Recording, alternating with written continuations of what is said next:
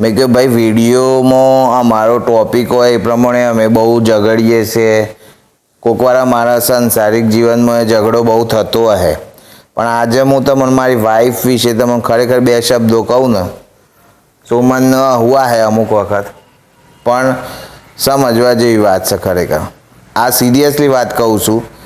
આમ તો લડીએ નાખું, સુમનને બોલીએ નાખું, પણ આ વાત એટલે સમજવાવાળી છે કે અત્યાર સુધી 35-36 વર્ષ થયો મારા, પણ ઘણી વખત કેવું થાય કે જીવનમાં ઉતર ચઢાવ તો આવતો જ હોય. કોઈક પ્રોબ્લેમ આવી જાય, કોઈક ઇસ્યુ બની જાય, પણ દરેક કોમમાં મારી પત્ની હંમેશા અત્યાર સુધી તો એટલી બધી જોડે જ રહી છે ને મારા કે ના પૂછો વાત. ભલે હું વિડીયોમાં બોલું કે તું ઓમ ને તું પેલા જેવી ને તું ઢેકણી ને તાર તો મગજ નહીં ને તારો ઓમ નહીં ને તું તો ઓમ કરશ ને શાલું હારી ને પેલી હારી ને, પણ ખરેખર એ બધી વાત વિડીયો પૂરતી બરાબર છે, પણ સચ્ચાઈની રીતે જોવા જઈએ ને તો મારા માટે ખરેખર લક્ષ્મીનું રૂપ છે સુમન સાહેબ, બરાબર. એટલે આ તો ખાલી મને થોડું વિચાર થયો કે બે શબ્દો હું કહું તમને કે પૈસાની તકલીફ કયો, કે ભાઈ કોઈ ખાવા પીવાની બાબતે કયો, શરીર વધી ગયું એ બાબતે કયો, કે ભાઈ ચોય આવવા જવાની બાબતે કયો, ગમે તે પ્રોબ્લેમ હોય, ગમે તે કોઈકનો કોઈક પ્રશ્ન હોય, પણ હંમેશા સુમન મને સાથ આપ્યો છે ને આપ્યો છે. ઘણી વખત મારા બહુ ઇસ્યુ હતા અમુક વખત વચ્ચે, તો બહુ લડાઈઓ થતી, બહુ ગુસ્સો હું એના ઉપર કરતો હતો. અત્યારે કોઈક વાર થતી હે, પણ છતાંય છે ને કહેવાનો મતલબ કે મારા જીવનમાં બહુ જ કહેવાય ને, અત્યારે તો હું એવું માનું છું ને કે કદાચ ઘણી બધી છોકરીઓએ જોઈ હતી હું કે ભાઈ જે હોય, પણ એ બધો કરતાં અત્યારે સૌથી શ્રેષ્ઠ બૈરું મન મળ્યું છે જે અત્યારે છે સુમને. એટલે મારા સ્વભાવ પ્રમાણે તો ખરેખર ભગવાને અમારી જોડી બહુ સારી જ બનાવી છે.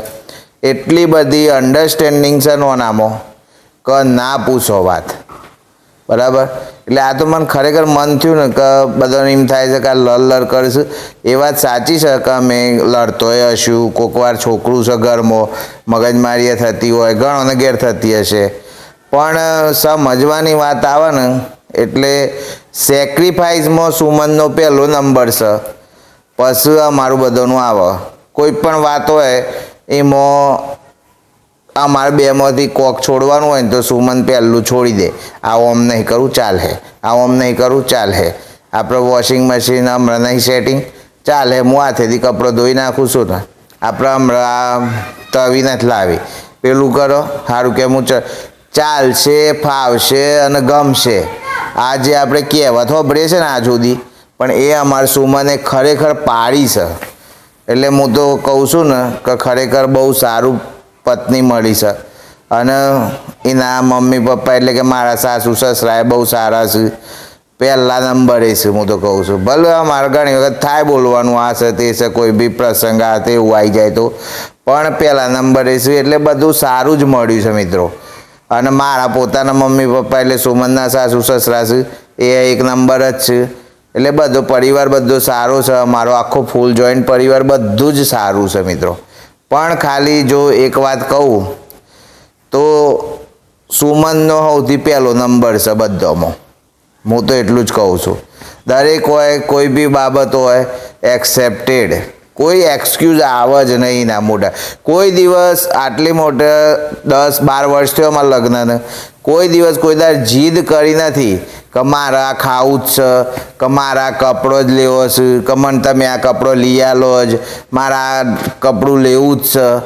કહું છું ને હું હોમાંથી કોઈક દાર લઈ આલ્યું હોય કે હેડ આજે આ લઈ લઈએ. બાકી કોઈ દાર મારા પાસે રૂપિયો માગતી નહીં કે ભાઈ મને આ પૈસા આલ્યો. ઘણો ભાઈરો હું જોતો હોઉં છું કે ભાઈ મારા 5,000 નાખી જ દેજો, હું શોપિંગ કરવા જવાની જ છું, મારા 10,000 નાખી જ દેજો.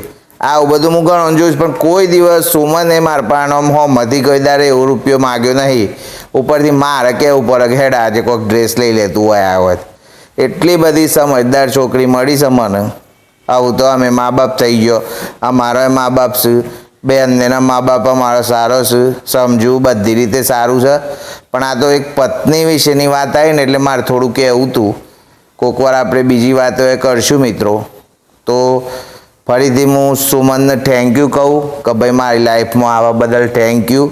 ભલે ન શું લાગતું હોય, કારણ કે આવું બધું અમે બહુ જાહેરમાં કહેતા નહીં, પણ સાચે જે આ તો મને આજે દિલમાં ઉભરી આવ્યું કે ના મારે વાત કરવી જ છે, એટલે મેં કીધી મિત્રો. Thank you.